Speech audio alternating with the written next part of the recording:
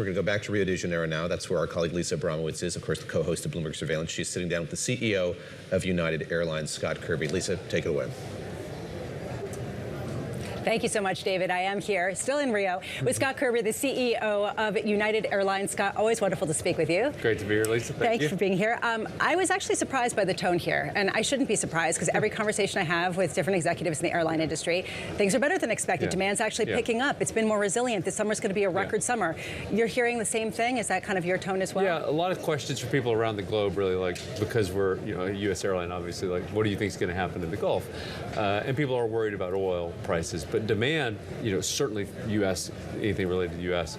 Feels strong. I think there are other parts of the globe that, maybe are a little more concerned about demand, but really strong in the U.S. and mostly strong around the globe. And people have the view that, that hope that this gets resolved at some point and that we're back on track to what was looking to be a really good year to start the year. Where are you seeing demand kind of fizzle around the world, or at least fade just a touch in response to higher prices? We don't really see it at United because 80% of our traffic, even international traffic, is U.S. point of sale. But you can, I think, see, starting to see the glimmers, and, Asia is the first place, the impact of oil and refinery issues in Asia have been the worst, and and I think Africa, certainly the Middle East, has had an impact. So you can, I think, sense some worry, not really evidence of weakening of demand, but you talk to people in one-on-ones, you can sense some concern that if this goes, it's sort of been the standard line all along. If this goes till July, it's going to be a problem. In March, if this goes into April, it's going to be a problem. And it keeps getting pushed down the road, unfortunately, because demand stays strong. Well, and so far, you've raised prices about 20%. You've cut capacity about 5%. Is that enough? Do you anticipate more price increases and more capacity limitations?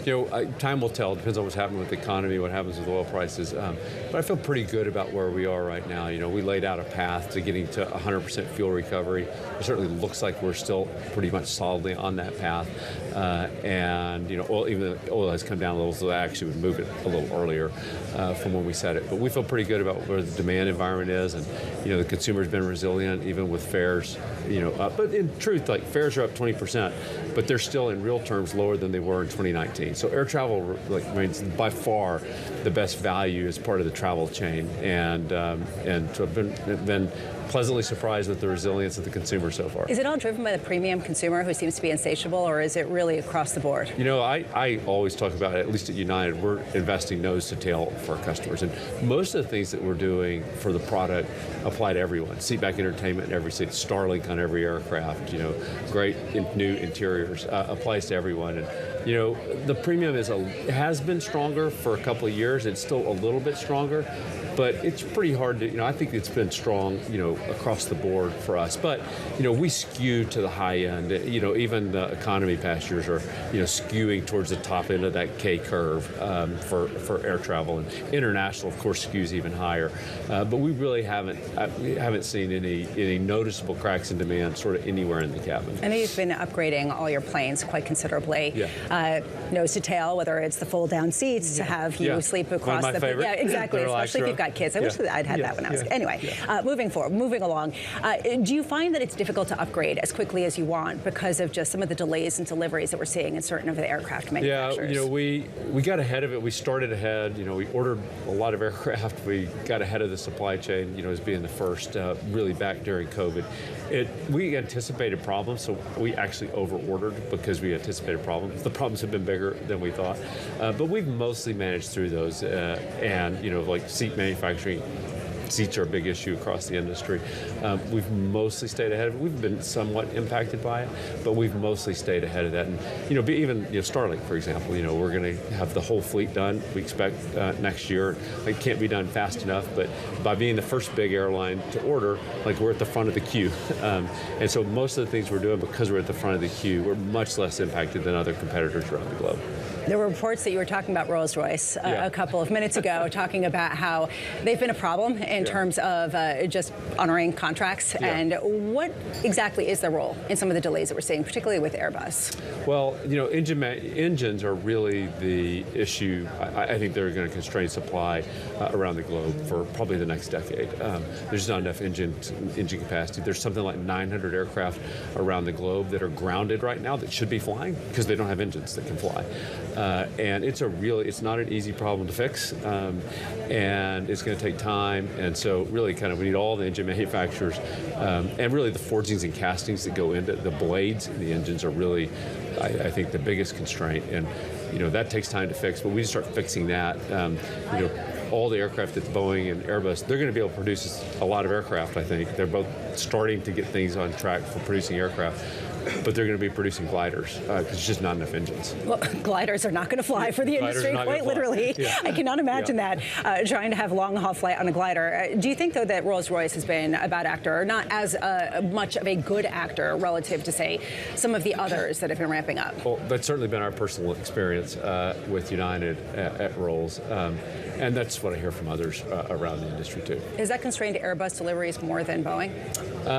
They each had constraints. Rolls, has been constrained. Pratt & Whitney, has had a lot of well-publicized challenges. By the way, I respect Pratt & Whitney is working really, really hard to fix them, and that's all you can ask, really. GE's doing, the best of the engine manufacturers, but all of them have had challenges. Going forward, it seems like all of the airlines are trying to upgrade as quickly as they can, because it is going to be about the experience that you're delivering to the customer that's going to determine success. How much have you seen the pressures kind of come into play, the sort of pressures in the industry that you had been expecting as a result of some of the higher prices?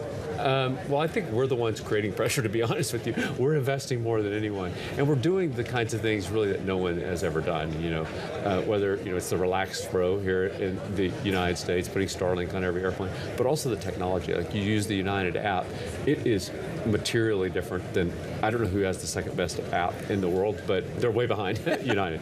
And we're just doing more and more of that. It just changes how it feels to fly, and it's remarkable. That's how you win brand loyal customers. When you change the whole experience, it's not just about the route network. It's about the technology, the service, the reliability, and the product. And you got to focus on all four of those. You got to have all four of those things to win customers. And it's been working really well at United. We're just continuing to push to find ways to invest more and more and more in new creative ideas to make people think, hey, it's cool to fly United. Are you still thinking about consolidation in any form? Well, everyone's asking me about it. So you're still thinking about it? Tried to take it off the table. Yeah, but we're putting it back on. So here it is. Is it still on the table for you? I said it at a conference last week. I kind of came, for the last couple of years at least, thought that a big kind of transformative deal to create a great U.S. airline that could compete around the globe was really where the opportunity was. But I've always known that would have required a willing partner, and we don't have one. So I think it means that United is likely sitting out the consolidation game. Meanwhile, going forward, we got the best jobs report in a long time on Friday, and a lot of it was driven by leisure hiring. We heard that across the board. How much of this is coming from just the organic demand heading into summer, and how much of this is really being driven by World Cup traveling? World Cup is a tiny, tiny piece of it. It really is the fundamentals of demand, and you see it everywhere, that demand is strong. People are still investing in experiences. I've told you before, to me, the economy, we're a really good real-time barometer of the economy. The economy feels stronger. The jobs report is consistent with, I wasn't that surprised by the jobs report because it looks to me like the economy is doing pretty well. Do you think that oil prices will stay at this level and continue to be a challenge at a time when every airline executive here expects it to go down, almost, except for you, but everyone expects the prices to go down? I've thought really since mid-March that oil was going to be higher for longer. I continue to think that at some point I'll be wrong. It'll go down. But it's just hard for me to see any kind of outcome that the straits get reliably and sustainably open. They may open for a little bit, but just the dynamics make it hard for me to think that that's going to happen. So I think this kind of $90 to $110 a barrel, what do I know? I'm an airline CEO, but we're planning for that sort of for the indefinite future, that $90 to $110 level. Coming into this conflict, the baseline assumption was that if prices got to that level, didn't stay at that level, there'd be bankruptcies, you'd have a lot of difficulties in the airline industry, and certainly there have been pressures. Yeah. But the resilience of the consumer and the ability to absorb pricing has surprised everybody. Yeah. Do you think that will be the likely response to a persistently high oil price? Not necessarily people going out of business, but airline ticket prices going up, up and staying up. Yeah, I think airline prices, the consumer has been even more resilient. I thought the consumer would be resilient. It's been more resilient than I thought the consumer would be. So I think that will happen. But I also think, you still look around like United and Delta and Southwest, by the way, are all three going to be solidly profitable this year. My guess is at oil 90 to 110, like everyone else is losing money, some a lot of money. That means there's a big chunk of those route networks, if you're losing money overall, there's a big chunk that's losing a lot of money. My guess is the longer this plays out, the more and more it sort of pushes executives to make hard decisions that they would rather not make, to just stop flying places that lose money. Going forward, is there any place that you want to be expanding in? Just to sort of wrap it up in our lovely beach here that we're sitting at in Rio. We look forward to expanding really around the globe. A lot of our growth has been international. It slowed down this year, partly because Boeing's been behind on wide-body deliveries. They're starting to catch up, but we're looking for, international's been great for us. United was born on third base for international with hubs in Newark, which is the best at, Pacific Gateway, San Francisco, best, Pacific Gateway, Newark, Atlantic. Dulles is probably the second best Atlantic gateway. So international has just been gangbusters for us, and we're opening up, it's crazy to me. Our team is opening up cities and I'm pretty informed, like I didn't actually know that city name. Scott Kirby, always wonderful to speak with you. Good. Thanks, Scott Kirby, Lisa. the CEO of United.